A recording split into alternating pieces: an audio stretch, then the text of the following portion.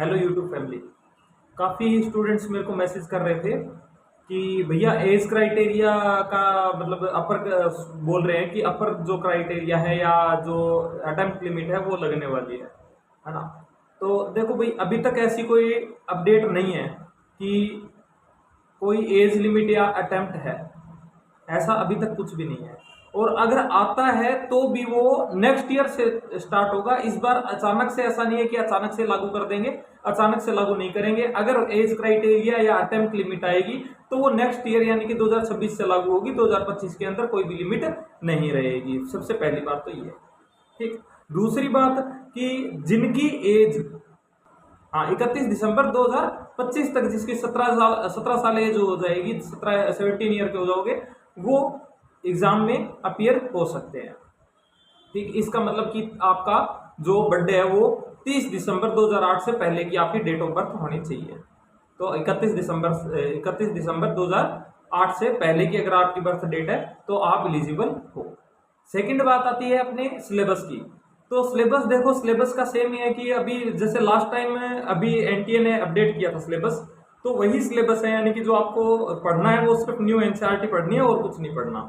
ठीक, सिर्फ new NCERT पढ़ो, न्यू एनसीईआरटी से ही पेपर आएगा, न्यू एनसीईआरटी से ही पेपर आएगा। आपको इधर उधर और कुछ भी पढ़ने की जरूरत नहीं है।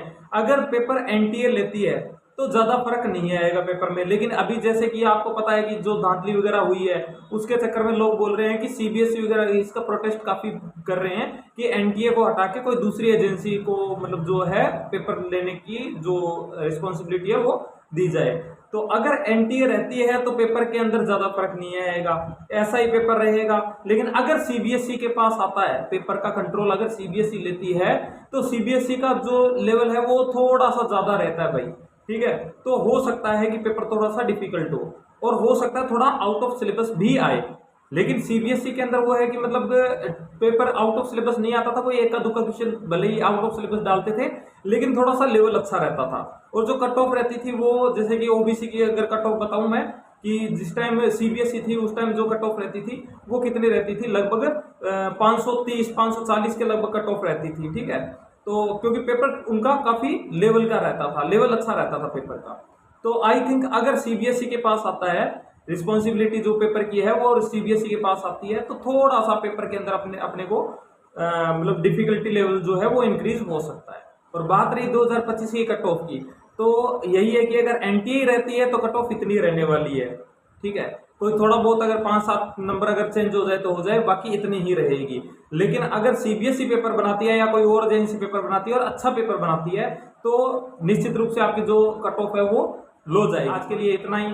अगर वीडियो हेल्पफुल लगी हो तो वीडियो को लाइक कर देना, शेयर कर देना और चैनल को सब्सक्राइब कर देना। और जो अपनी इस चैनल पे वीडियोस वगैरह हैं वो भी आप विजिट कर सकते हो। काफ़ी अच्छी अच्छी ट्रिक्स मैं फिजिक्स की लेके आता हूँ आपको बताने के लिए। और जितनी भी नीट की जितनी भी इंफॉर्मेशन वगैरह जितनी भी अपडेट होती है वो आपको मेरे चैनल पे मिलती रहेगी। तो चैनल को सब्सक्राइब कर लीजिए। Thank you.